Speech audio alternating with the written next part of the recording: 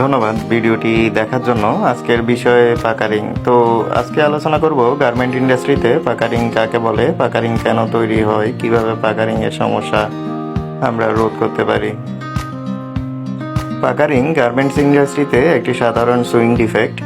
সেলাই করার পর যদি সিম লাইন বরাবর ফেব্রিক কুঁচকে যায়, ঢেউ খেলানো বা ভাঁজের মতো দেখা যায়, তাহলে তাকে আমরা পাকারিং বলে থাকি।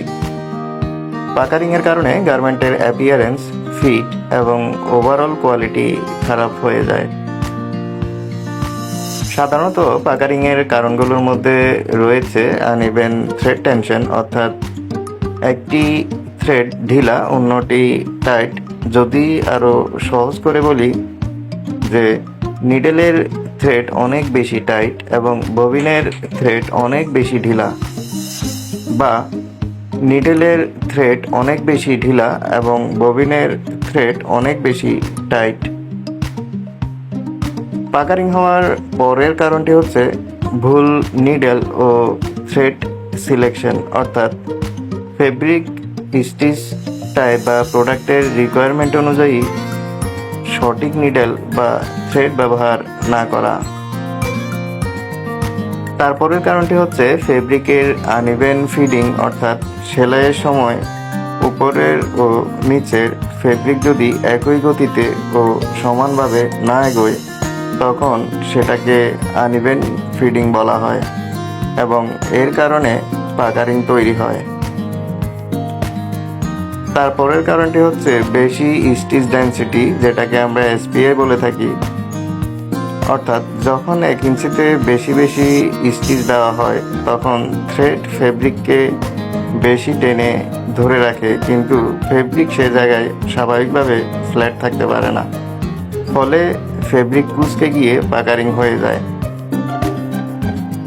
পাকারিংয়ের পরের কারণটি হলো ফেব্রিক ও থ্রেডের শ্রিঙ্কেজ ডিফারেন্স, অর্থাৎ ফেব্রিক যতটুকু সংকুচিত হয়, থ্রেড যদি তার চেয়ে বেশি বা কম সংকুচিত হয়, তখন যে পার্থক্য তৈরি হয় সেটাই শ্রিঙ্কেজ ডিফারেন্স, এবং এই ডিফারেন্সের কারণে পাকারিং হয়ে থাকে। তারপরে হচ্ছে অপারেটর হ্যান্ডেলিং মিস্টেক এবং মেশিন সেটিংয়ের সমস্যা। অপারেটর হ্যান্ডেলিং মিস্টেক বলতে বোঝায় অপারেটর যখন সেলাইয়ের সময় ফেব্রিক সঠিকভাবে হ্যান্ডেল না করে, যেমন ফেব্রিক টেনে সেলাই করা, ঠিকভাবে গাইড ব্যবহার না করা বা সমানভাবে ফিট না করা, এর ফলে স্টিচ ও ফেব্রিক ডিস্টর্ট মানে বিকৃত হয়ে পাকারিংয়ের সমস্যা হয়। অন্যদিকে মেশিন সেটিং প্রবলেম হলো মেশিনের টেকনিক্যাল সেটিং ঠিক না থাকা, যেমন থ্রেড টেনশন বেশি বা কম হওয়া, প্রেশার ফুট প্রেশার ভুল থাকা, ফিডডক সঠিকভাবে সেট না করা বা স্টিচ লেন্থ ভুল হওয়া, যার কারণে স্টিচ আনইভেন হয়, কাপড় কুঁচকে যায় এবং গার্মেন্টের কোয়ালিটি নষ্ট হয়। তো মূলত 4 ধরনের পাকারিং সম্পর্কে আমরা আজকে জানতে পারলাম, যেমন 1 tension puckering, 2 feeding puckering, 3 structural puckering এবং 4 শ্রিঙ্কেজ পাকারিং। তো এই পাকারিং সমস্যা আমরা কিভাবে এড়াতে পারি সেটি জানব। এই সমস্যা এড়াতে সঠিক নিডেল ও থ্রেডের ব্যবহার, থ্রেড টেনশন ঠিক রাখা, সঠিক এসপিআই বজায় রাখা, ফেব্রিক না টেনে সুইং করা এবং প্রোডাকশনের আগে ট্রেল ও ওয়াশ টেস্ট করা খুবই গুরুত্বপূর্ণ। সহজভাবে বললে সিম লাইন বরাবর ফেব্রিক কুঁচকে যাওয়াই হচ্ছে পাকারিং, যা সঠিক মেশিন সেটিং ও প্রপার সুইং প্রসেসের মাধ্যমে নিয়ন্ত্রণ করা যায়।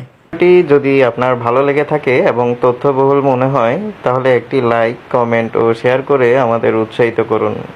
এমন আরও গুরুত্বপূর্ণ ও উপকারী কন্টেন্ট নিয়মিত পেতে আমাদের পেজটি ফলো করতে ভুলবেন না।